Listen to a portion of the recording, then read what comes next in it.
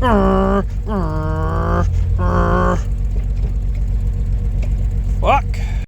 Alright, so here's an update on what happened. Is that the clutch slave overextended out and cocked on the seal there. So this was stuck fully extended out. So the clutch was fully disengaged and wedged. And yeah, that caused it to only put into any gear, but not let it engage the clutch. So yeah, I guess when yesterday when I was messing around with this car and I readjusted the clutch pedal throw, I guess I adjusted it for the fucked slave cylinder and didn't adjust it for this guy here. So we went too far on the rod, and then yeah, it ejected the piston because there's no stopper on these. But yeah, shitty, but that's the way it is. That's $20 down the drain because putting it back in, it's still fucked. So I'll go get another one tomorrow and we'll try again later. So yeah, smell you later. Alright, so we've had a weird issue with the 280Z. This is the original slave cylinder. We had an issue with it not being happy going into reverse and not going into first that well. Which led me to kind of go down the road of, is the clutch fork moving? Yeah. Is there air in the system? No. It all seemed to move as the pedal went down. So yesterday I had another 280Z slave cylinder brought in from Alder Auto. This was the Dorman brand. Steel housing, much like this one is. It's made in the USA because it says so on it. I don't know what brand it was. Not original, I'm guessing that. But, and I'm thinking the last person that did this ran into the same issue with me and explains this clutch slave rod. So yeah, put it in. Took the car for a quick little boot and it seemed okay. Brought it back in because I had an exhaust leak, so I went to fix that. And then got to about halfway up my shop where I had no engagement from the engine to the transmission. Clutch pedal in or out, didn't matter. I could put it into every gear, which meant something's horrendously wrong, which, I mean, without a catastrophic clunk and a bang and oil everywhere, it led me to believe that it wasn't going to be a transmission or driveline issue. So, pushed the car back in, got on our hoist, found out that the piston was half cocked in like that and was wedged against the clutch fork like this and causing it to stay wide open.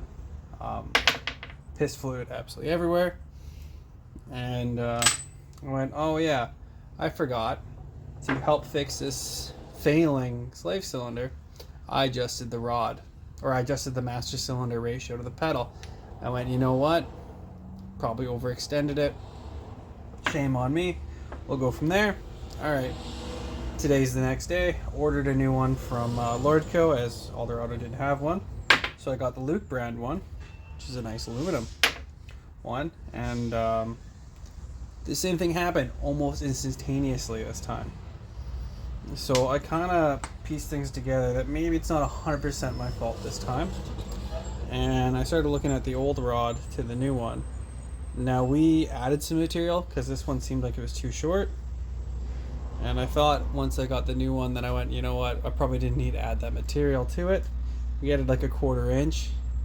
Like maybe that was my issue because I heard a little bit of slave cylinders, or throat bearing noise when the car was sitting and I put the pedal in and it would go away. Made me believe that it was just riding a little bit too much. So I went, alright, maybe, you know what, because I had the car with that little rod without the little extra bit and it was fine, and I went, should be a-okay. But yeah, no, it's not. These rods are vastly different. So there's something with the Datsun 280Zs that I guess don't jive with these ones. So we've been able to cobble a couple of them together. This is the Dorman, or actually the Luke brand one, which is nicer because it's got a secondary O-ring in here. We can't really use this aluminum housing because it's got the gouges in from where it hit, but this housing is fine and the bores are the same. So yeah, we're just gonna use the better of the pistons. This one had some damage to the outer, but we threw in the lathe and just cleaned her up, and now it fits in nice. So yeah, so we will put this all back together And we're going to make 2 rods probably out of 1, because we'll just lay the one down so it slides inside, and then we'll put this back together, and hopefully this issue's behind us. So yeah, what we did is we welded on a little bit extra to the rod. Now she's hitting. Don't mind the brake fluid residue on everything because this area kind of got real wet. But yeah, so that's the Luke inner with the or inner piston with the Dorman outer body. And yeah, we're there. We're not really free playing on anything. That's just kind of where the clutch fork or fingers push back on it. So yeah, it's touching, it's got a little bit of room, and yeah, I'll show you as it moves. So wow. Maybe they'll watch it fucking explode.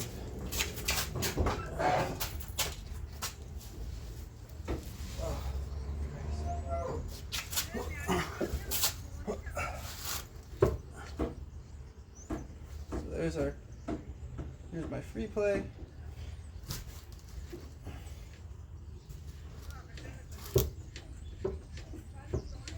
Yeah.